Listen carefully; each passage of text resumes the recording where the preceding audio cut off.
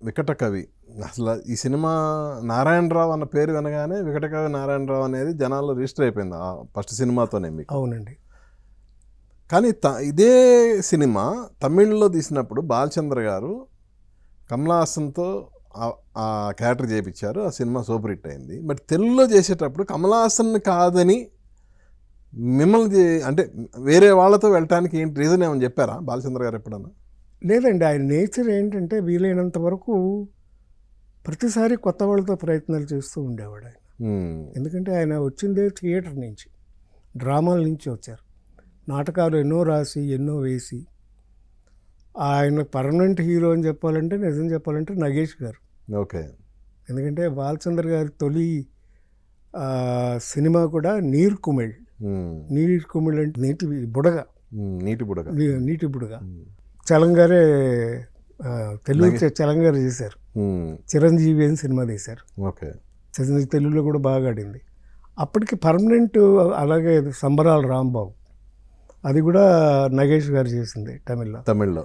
అట్లా బాలచంద్ర గారికి ఎప్పుడు కొత్త వాళ్ళతో చేయడం, ఎప్పుడు స్టార్డమ్తో చేయలేదు ఆయన. తక్కువ ఒక జెమిని గణేషన్ గారితో చేశారు, కానీ ఇంకా పెద్ద స్టార్స్తో ఎవరితోనూ ఆయన సినిమాలు తీయలేదు. సో ఎప్పటికప్పుడు కొత్త వాళ్ళతో తీయడం ఆయనకి, he feels that freshness. Okay. అంటే వేరే క్యారెక్టర్స్ చేసేసి అన్నీ అలవాటు పడిపోయిన వాళ్ళని పెద్దగా ఆయన సినిమాలు తీసేవారు కాదు. అందుకని తెలుగు సినిమా కనుక తెలుగు కుర్రాడిని పెట్టి, అదే భాష ఇది కూడా లేదు. ఎందుకంటే రజనీకాంత్ కన్నడ నుంచి వచ్చాడు, తెలుగు కొద్దిగా మాట్లాడతాడు, కానీ డబ్బింగ్ చెప్పే అంత లేదు అప్పటికి. ఆ పిక్చర్లో డబ్బింగే, ఆయన డబ్బింగే చెప్పించారు.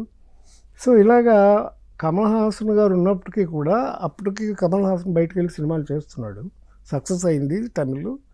సో కొత్త వాళ్ళని పెట్టాలి అనే ఉద్దేశంతో మళ్ళీ నన్ను ఆ వికట కవి పాత్రకి, తమిళ్లో కూడా వికట కవి అని అంటారు, ఆ వికట కవి అనే పాత్ర పెట్టి, అదంటే తెనాలి రామకృష్ణ గారి ముద్దు పేరు వికట కవి. అందుకని ఆ క్యారెక్టర్ నన్ను ఫిక్స్ చేయడం జరిగింది. సో అలా మీ క్యారెక్టర్ ఫిక్స్ అయిన తర్వాత ఫస్ట్ షాట్ సాంగ్లోనే కదా? ఫస్ట్ షాట్ కాదండి, సీన్ చేశారా? చొక్కా కుట్టించుకుంటానే శ్రీప్రియ దగ్గర, అమ్మాయి టైలర్ దగ్గర కూర్చుంటే నేను ఇట్లా పెట్టుకుని అది చొక్కా కుడుతుంటే అమ్మాయితో మాట్లాడుతుంటే జయప్రద వస్తుంది, భయపడి పైకి పరిగెత్తిపోతాను మెట్ల మీద. అలాంటి సిచ్యువేషన్ ఫస్ట్ సీన్ అది. ఆ పాట తీసింది మాత్రం సినిమా చివరిలో షూట్ చేశారు. ఓకే. అక్కడ కళ్యాణ మండపం ఉంటుంది, అందులో పెళ్ళి క్లైమాక్స్లో ఆల్మోస్ట్ ఆ తాళికట్టు శుభ వెళ్ళడానికి అప్పటికే క్లైమాక్స్ స్టార్ట్ అయిపోతుంది ఓకే సినిమాకి. సో అలాంటి కమల్ హాసన్ తమిళ్లో చేసి ఆ క్యారెక్టర్ మీతో తెలుగులో చేయించిన తర్వాత మళ్ళీ కమల్ హాసన్ ఈ సినిమాలో తనంతట తానుగా వచ్చి ఒక చిన్న క్యారెక్టర్ చేయటం. అవునండి, కమల్ హాసన్ అప్పుడు నేను ఈ సినిమాలో కూడా ఉండాలి, నాకు ఏదైనా ఒక క్యారెక్టర్ చెప్పినప్పటికీ వెళ్ళాలంటే, యాక్చువల్గా కమల్ హాసన్ గారు చేసిన క్యారెక్టర్ తమిళ్లో మన రామకృష్ణ గారు చేశారు. గీతాంజలి హస్బెండ్ రామకృష్ణ గారు హీరో, మన తెలుగు హీరోనే చేశారు. బెంగాలీ క్యారెక్టర్ అంటే కొంచెం కొత్తగా ఉండాలని, అందుకని ఆ బెంగాలీ క్యారెక్టర్కి కమల్ హాసన్ పెట్టారు. సో అలాగా ఆయన కూడా ఒక అట్రాక్షన్ అయిపోయారు ఆ సినిమాకి.